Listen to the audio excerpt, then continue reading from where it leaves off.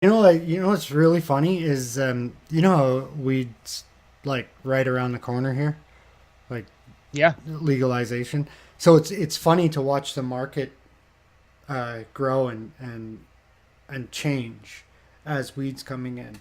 So I listen to a lot of talk news radio on my way to work and from work, because traffic in Ottawa is ridiculous.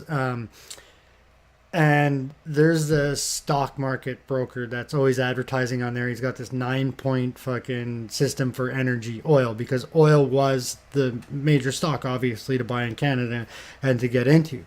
Well, now he switched to marijuana. So he's got this 9 point marijuana stocks and bonds that you can buy. And it's not just like his system is like we're not just going to invest in the growers, we're going to invest in the medical equipment, the privatized stores. And so it's pretty interesting to watch. And prior to this, like the liberal government that got fucking smashed and beaten into not even being a registered party in Ontario anymore, who was in charge in power for 15 years. Now they don't even have 8 seats to make up a fucking legit party.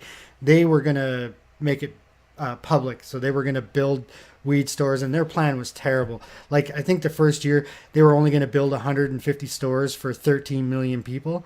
Well, people are still just going to get it from their weed dealer, especially like if you live up north. Like, what the fuck? Where's my store? You know what I mean? So, anyways, the new premier Doug Ford, he's kicking it off to the private sector.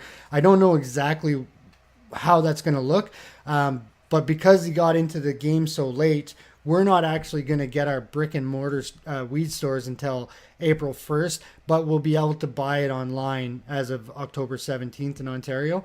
But I mean, I live right beside Gatineau. Like, Gatineau and Ottawa are two twin cities basically. So Quebec will Mm. have their stores up and going because they didn't get a change in government. But I really like the way Saskatchewan did it. So our friend Brandon, we had this conversation with him on our old show about big business and government sidestepping the the small entrepreneur from getting into marijuana, right? Right. Right. So They so have the what? capital and infrastructure. Yeah. Yeah. So what they did in Saskatchewan was they said anybody can apply for a license, as long as you don't have a criminal record and you fit the category for not being a drug dealer in your past or violent crimes. Anybody can apply for a license. Once everybody's applied for a license, it's going to be a lottery. A 23-year-old won the lottery and was one of the people that is now going to have a brick and mortar marijuana store. Mm. A 23-year-old. That's the way to do it. That's the fucking way It to is. do it, man. No, it's like It is. legit. That's the way to do it. Because imagine you're 23, you get a license, even if and you win the lottery, even if you don't currently right now have the money in your pocket to go and open up a store, any bank is going to back that. Any investor's going to back that. Maybe an investor that didn't win the lottery is going to want to get in with you. You know what I mean? Yeah. So I mean, like, I Yeah, man. really hope they do that. I really hope they do that in my province, because that seems like the most fair way to drive that economy, right? That's true. That's true. At least a startup. At least a startup. But like, you should see the companies that are investing in marijuana and the amount of money that's like, take Corona. They invested. There's a grow company just outside of the city I live in Smith Falls. It's about an hour and a half outside of Ottawa. Corona beer just invested $4 billion dollars in this grower.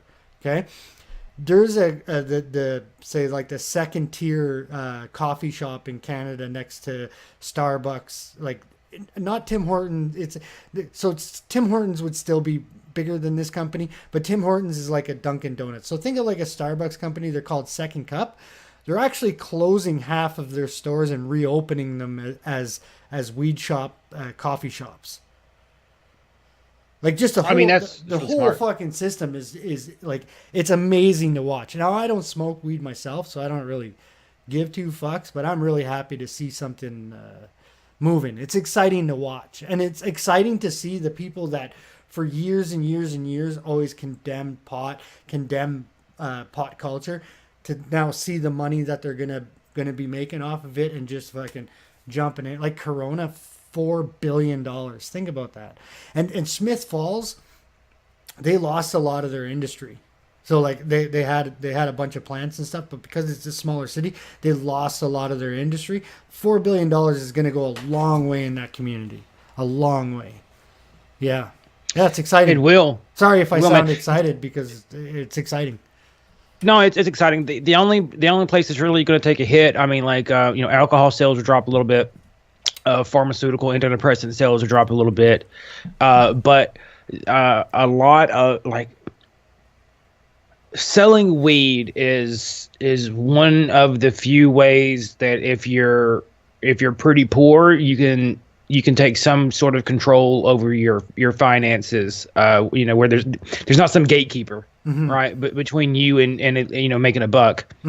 And that's one of the few ways. So those guys are going to suffer a little bit, but everyone else is going to come out ahead. The only way that I would say would be better than this lottery thing is like not putting a number on it.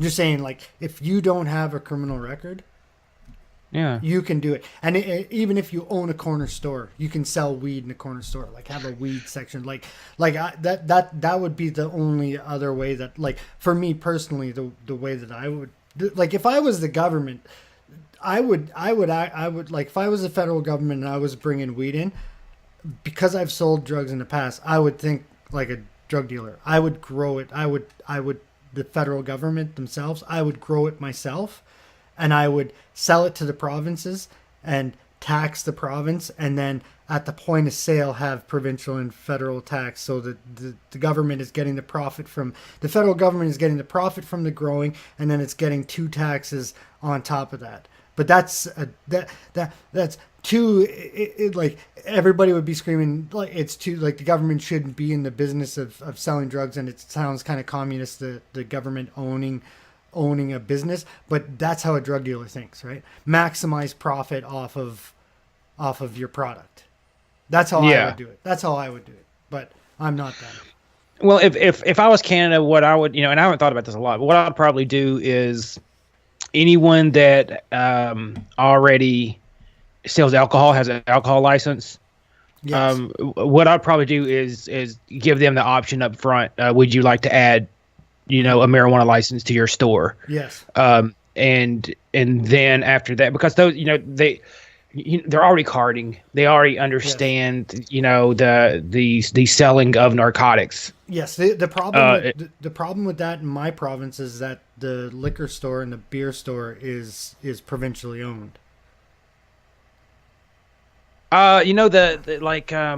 Liquor stores are owned by the state here. They're Alabama Beverage Control Board runs them. Yeah. But there's also package stores. Okay, we don't have. They would call them. They have to buy their liquor from the ABC store, so it'll be like another $5-6 on each bottle, $5-10, something like that. Okay. But they'll be open all night and such, Yeah. So if it's a Sunday or if it's after 9 p.m., that's where you have to go. Okay. So I'd probably do that. And I mean, do corner stores and gas stations not sell beer? No, not in Ontario. In like like in every other province, they do pretty much. Like, I know in like BC, they don't sell it in corner stores, but they have private beer stores and liquor stores. But in Ontario, like the new premier is going to be changing that. That's one of the other things that he's changing. No, but the government, it's called the LCBO, the Liquor Board of Ontario, and then Liquor Control Board of Ontario, and then the beer store is just called the beer store. But that's going to be changing. The other thing that I'm kind of like, so you guys have illegal dispensaries in the States, right? Like the ones that aren't real. Yeah. It's kind of like that. So we have them here too. I don't know if you knew that. So we do have medical marijuana licenses. We've had that for a while, and we do have stores that are considered illegal, like in Ottawa. So they're not sure whether or not they're going to give these people licenses to continue. Like they will continue selling, but they may not be legal still because they're considered drug dealers right now, right? It's great. Yeah. It's that Yeah, no, gray that's how California was until very, very recently, you know. And Colorado. Like the feds would come in from time to time and pretty much just rob them. Yeah. They would very rarely arrest them, but they would take all the weed and all their money and leave. And of course, you couldn't put the money in the banks because you're considered an illegal operation.